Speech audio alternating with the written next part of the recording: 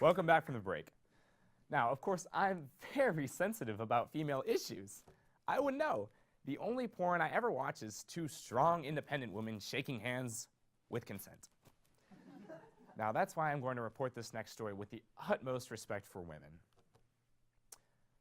Next week, after a heated testimony, but ahead of his impending Senate vote, Brett Kavanaugh, or less sexy Mitt Romney, or man in court yelling, "I didn't kill him, but I wish I did," will receive another shocking accusation of sexual assault from a fourth victim, himself. In an effort to gain sympathy, or possibly in an attempt to baffle the Senate Judiciary Committee to death, Brett Kavanaugh will claim that he has been inappropriately touched by himself on a regular basis since he was 13. Upon Kavanaugh's request, a former FBI Special SVU Victims Unit investigation will be granted to look into these autoerotic allegations, and it will be headed by the renowned Southern beverage enthusiast Ice-T himself. After interviewing Brett Kavanaugh's mother, Mr. T will find out that teenage Brett Kavanaugh constantly complained about needing lotion for his ashy white man skin. He also had feet so sweaty they left his socks crusty, and he seemed to go through tissues like he had allergies year-round. Forensics experts will dig through the piles of crushed Pabst Blue Ribbon cans in Kavanaugh's childhood bedroom to retrieve those supposed snot rags. However, just as the lengthy search seems to be nothing more than a dry run, investigators will come across the mother of all loads. Though initially the FBI will think they've come upon the evidence needed to finish off Kavanaugh, soon they will realize they have something of a mess on their hands. DNA evidence will prove the samples not only belong to Mr. Kavanaugh, but also to his friends of the time, PJ, Squee, and DJ Jizzy Jeff. When asked about this, the three former friends will admit that they too have had salacious self-sexual experiences. And when asked why their seed was found in Kavanaugh's Pabst piles, they will reveal that they often came over to get into young Kavanaugh's stash of steamy Margaret Thatcher erotica. After interviewing his friends further, the FBI will crack the code on some of the mysterious terms on Kavanaugh's calendar. For example, we will learn that Devil's Triangle isn't a drinking game as Kavanaugh claims, or a sex act as literally everyone else claims. But instead, it's that thing when three dudes load their dad's yachts full of children dressed in little devil Halloween costumes, sail them into the Bermuda Triangle, and organize a fun-sized fight club that they get to fight into. Imagine the time that Putin used his sick judo skills to beat up some kids, but with more Supreme Court nominees. Despite the incredible amount of evidence stacked against him, the case will culminate in the accused Mr. Kavanaugh's lawyers getting him off without any charges, and the accuser, Mr. Kavanaugh, being given a personal bodyguard to ensure he will never make inappropriate sexual contact with himself again. This bodyguard will follow Kavanaugh everywhere: bathrooms, showers, behind an In-N-Out at 2 in the morning, anywhere a man could feasibly beat his proverbial meat. Now, if that's not a happy ending, I don't know what is.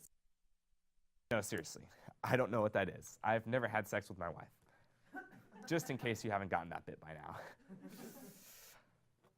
So, next week now has an exciting announcement. We are currently looking for a new mascot.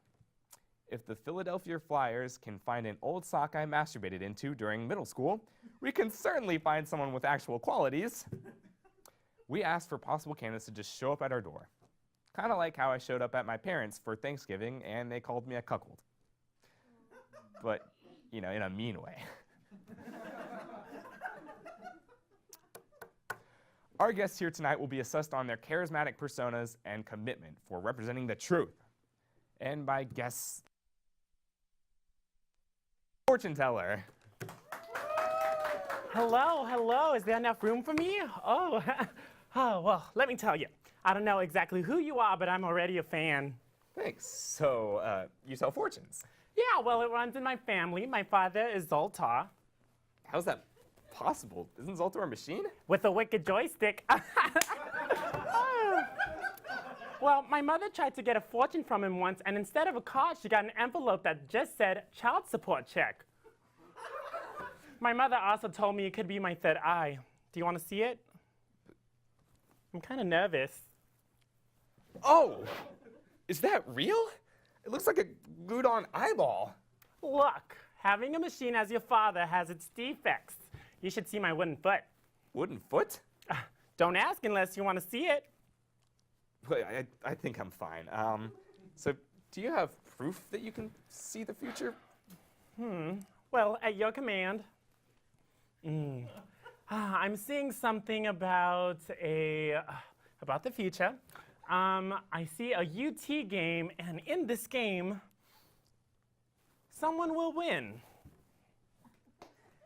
That seems very vague. Well, okay, if you want more. I see that one of the teams is wearing burnt orange. Well, that's just obvious. Can you get a little more detailed? Okay. The one wearing the burnt orange is UT. Oh, it just sounds like you're stating the obvious. Well, that's all I'm getting from my third eye at the moment. If I get too accurate, then anything too specific will become unreliable. And there's one thing about me and this show, I am always reliable. Oh, you've watched the show? Yeah, my third eye also picks up satellite. Now I'm just starting to get skeptical. How about you do something a little more personal? Personal, you say? Okay, all right. Do you drink vodka? Yeah, that's my favorite liquor. How'd you know that? Well, you've been breathing kind of heavy, and I can really smell the smell of gasoline. I had a social gathering today. What's the problem? It just smells a lot, like a lot. Well, can you get to the fortune telling, please? Okay. What are those? They're your tarot cards. Let's see. Okay.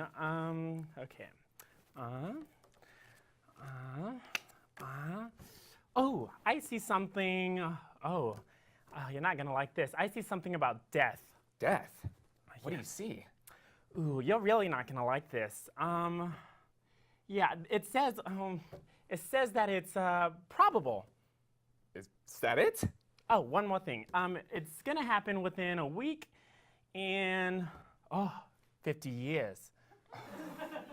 That doesn't seem like a fortune. That seems more like a generalization. Well, this is what I see for your future. You are gonna end up on a path spending your days under the influence of alcohol. If you continue on this path oh my goodness, alcoholism is almost certain.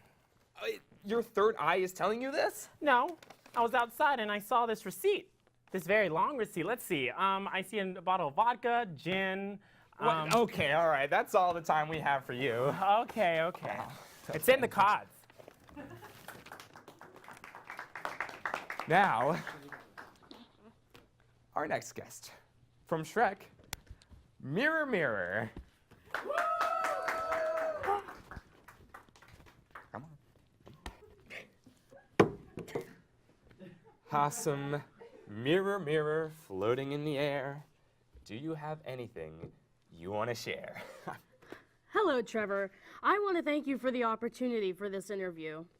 Well, this isn't anything official. We just want to get to know our candidates. Now tell us, how have you been doing after Shrek? To be honest, not so well. The showbiz is insanely hard to get any bookings for. Ever since my role in Shrek, all these new young chic mirrors have been on the scene. I'm sorry to hear that. Yes, I even did a spin-off of the show where we had young bachelor men come and compete for the heart of a young princess. But we didn't get past season 1. Were the ratings low? What happened? The ratings were phenomenal. We had tons of fans and it was a hit show.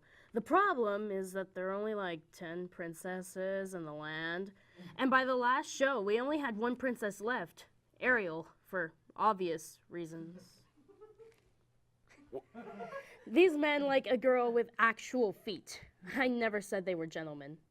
Okay, you know what? Let's pivot. Why did you apply to be our mascot? I heard a rumor that you guys paid well. Paid well? I don't even get paid. I got taken out of storage for this? I'm out.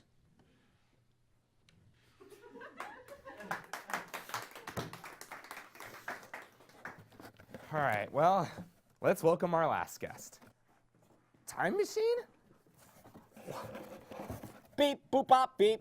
Wow, how does this thing work? Hey, hey, hey! Have you ever heard keep your hands to yourself? What, you can talk? Yeah, man. I'm just a guy in a box. What are you doing in a box? This is my home. And you know, one time a guy just squeezed in here. We were smoking a little Mary J, and he started calling me Time Machine. I'm just stuck. All right, well, I think that's all the time we have. We have tons of great candidates, tons of candidates, with only one going home as next week now's mascot. Well, good people are left. That about wraps our show. I need to get on the phone with my good friend Michael Moore and tell him about all the terrible things conservatives are doing and how we are way better and not racist.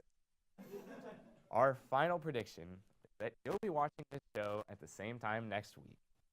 My name is Trevor Nitschke, and fight the white patriarch any way you can. But not me, of course. I'm on your side. I'm the good one, okay? Good night.